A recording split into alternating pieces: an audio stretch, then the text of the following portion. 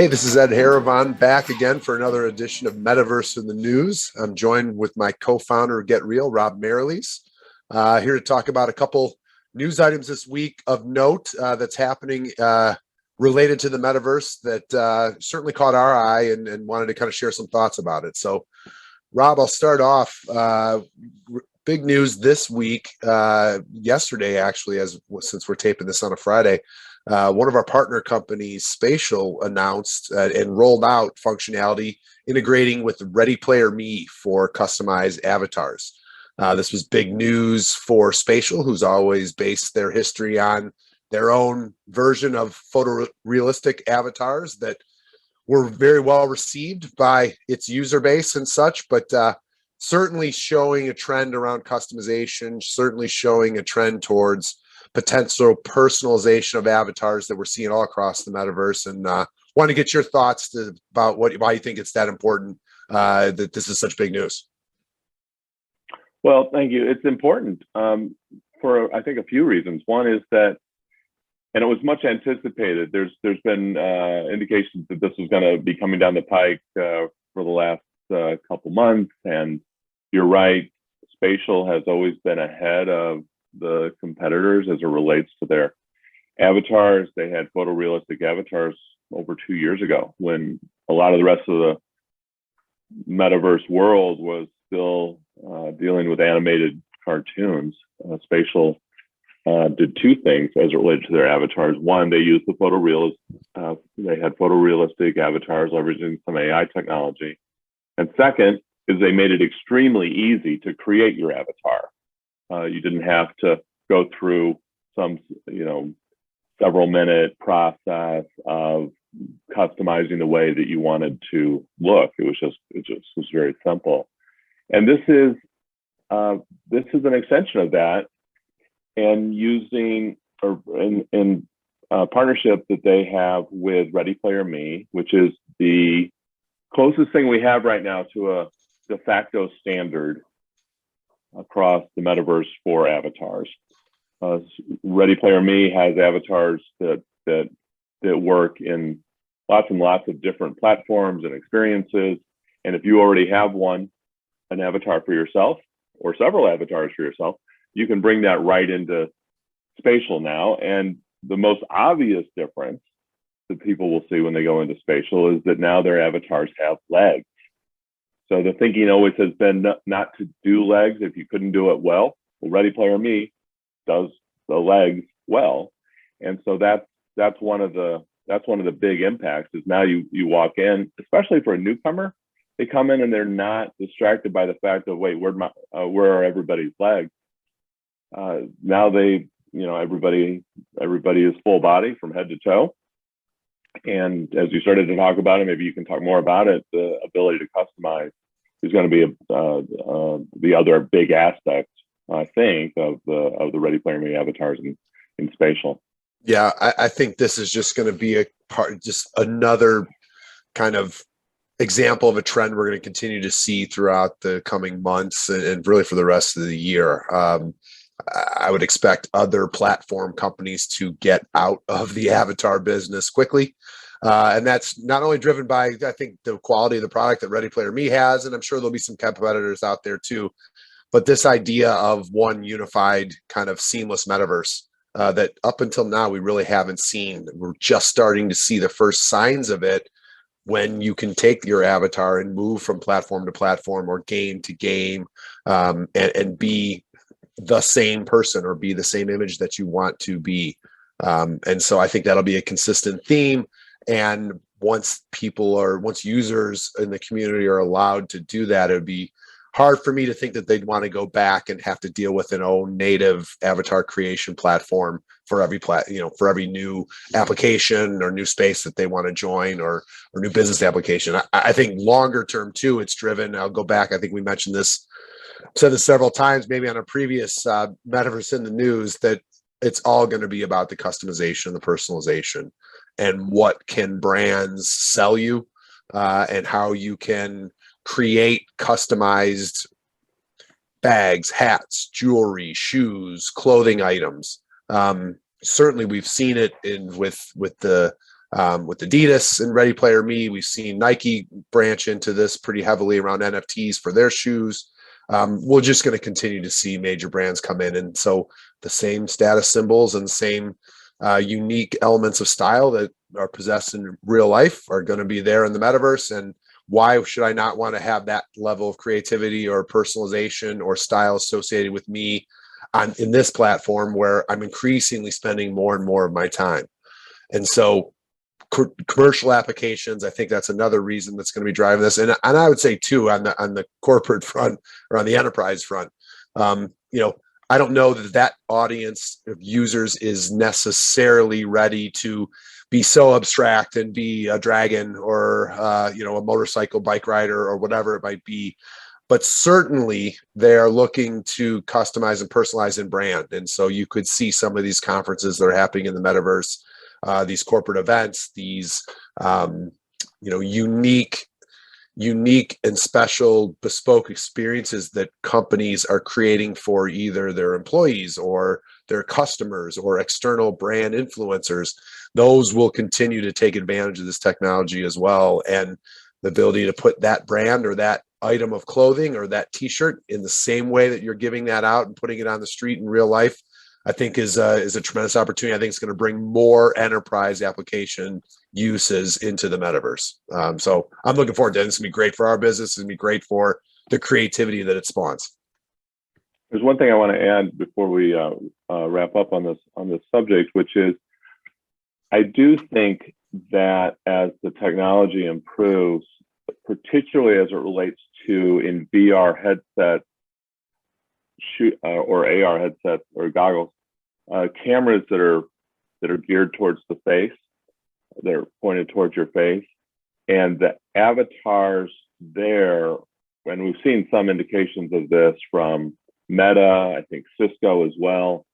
It's so extraordinarily lifelike and identical to what one would appear in real life that may be the high-end corporate experience, and in those cases it may matter less what you're wearing and what bling you have on, because the appearance of our faces is just so compellingly realistic in the way that we move, in the way that we speak, in the way our eyes move, and everything else. And so there may be some differentiation as time unfolds. As on the one hand, you have the differentiation with accessories and clothing and fashion, and certainly that will play to the social experience crowd.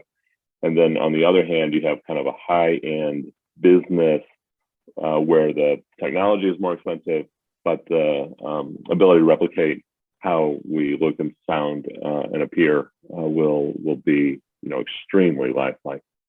Yeah, I mean, we could probably do a metaverse in the news on avatars once a month for the next year, and we'll have something new to say each time. Just super excited to see where the technology is going and where it takes us, because it's only getting more realistic, more accurate, and frankly cheaper and more accessible on a bunch of different platforms. So be interesting to track the rest of the year. For sure.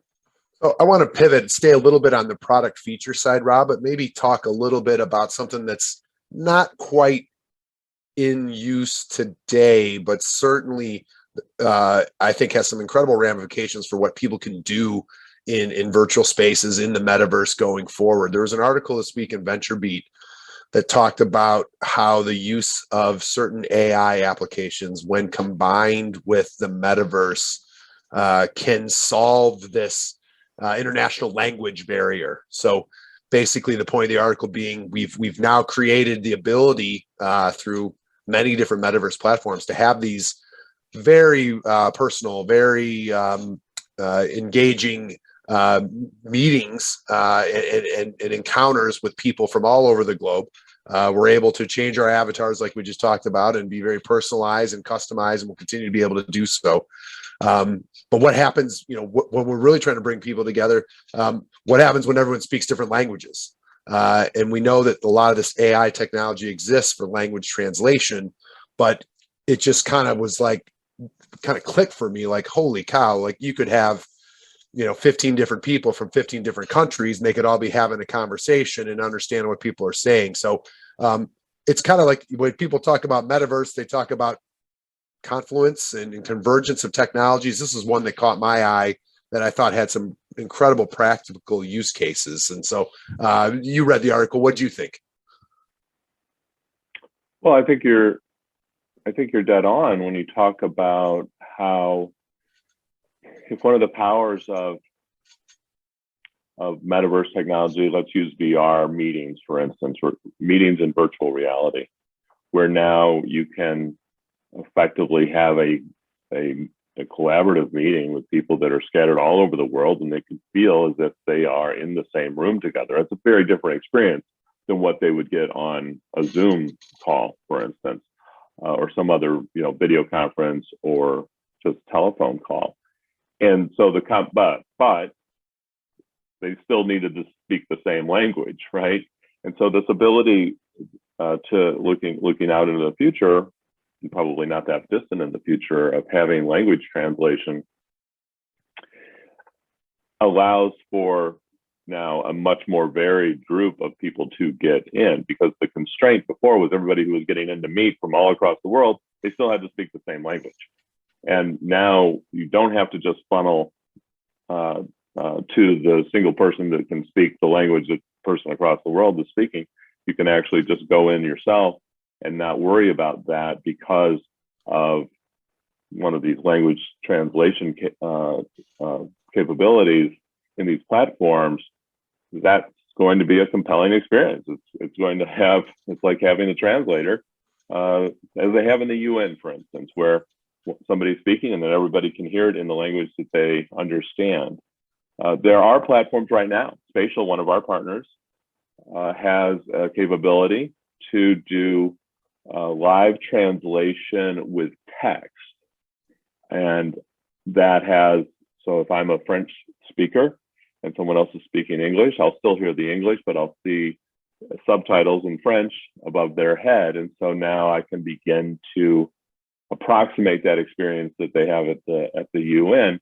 And I think the thrust of this article that you're referencing in VentureBeat is that Meta is, and no doubt others, are looking to do live translation through audio, so that I'm speaking in English, but you're a French speaker and you hear it in French as I'm speaking, which is just incredible. It's amazing.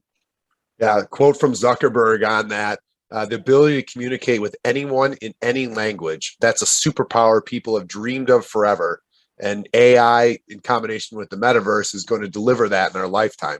Some pretty lofty goals, but some, when a big platform company like Meta Labs is working on it, be interesting to see what they can put in future versions of the headset technology to be able to process that. But that would be, would really ring true and deliver on the promise of this convergence of technology and the promise of what people think this metaverse can do for people going forward. So be interesting to see how it evolves over the coming months.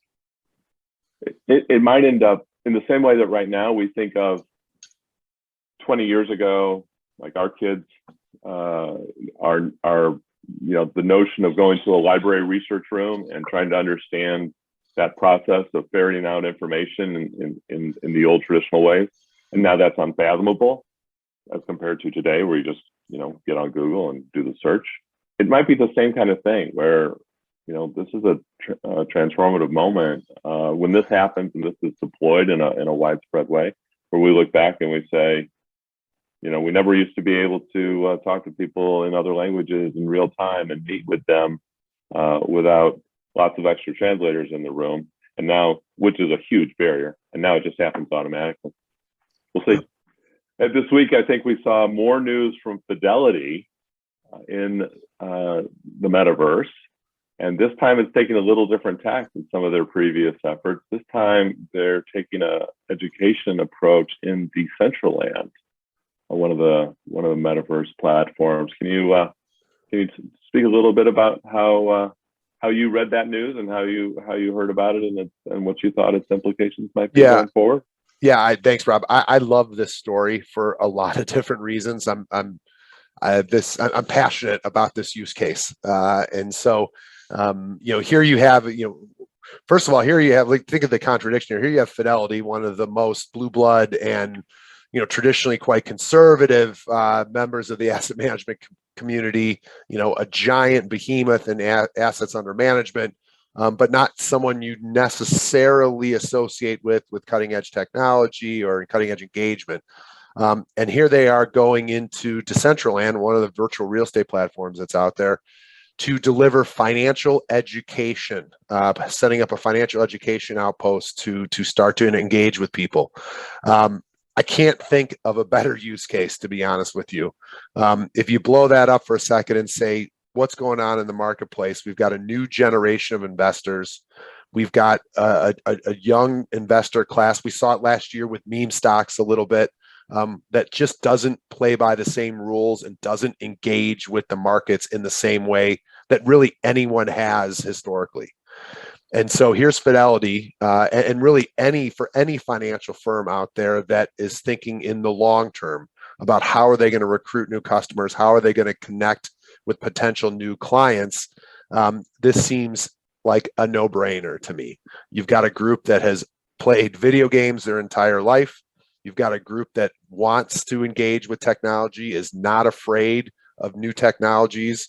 You've got an entire investor class that does not want to sit down at a meeting with an advisor, get a 40-page deck lumped down in front of them at a desk.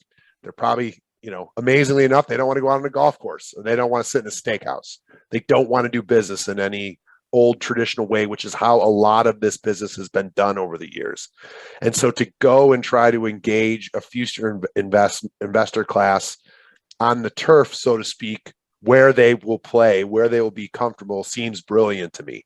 I'm sure it will evolve from here. I'm sure it'll be more than financial education. I personally believe that it plays out every day, every time the market goes down, that there's a dearth of good financial advice out there in the world.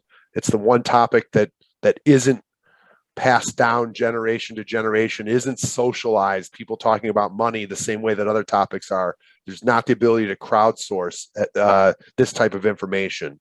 And so someone like Fidelity going in there and really engaging in a medium and on a topic that's in great need, I think is a great business play. And it's going to take some years to figure it out, but I think what they're doing is right. And I think the days where we might be able to see full service banking and brokerage relationships being conducted exclusively in the metaverse can be not too far in the future, where you're able to have that meeting. And certainly that's not a way that any of us or our parents learned how to work in finance or how to run your financial businesses. But I think it's really smart, and I'm super excited. Historically, financial services has been a great innovator in terms of how they deliver content to people. And I'm thrilled to see someone like Fidelity taking the lead here, and can't wait to see what some of the other big brands and marketing firms out there do to try to engage this younger class of investor. So I had a lot to say on that one today. Well, I think, and it's an extension of their innovation in some other ways as well, because I think they have an active Reddit account. So that's the written word. They've got an active TikTok account. So that's communication through video.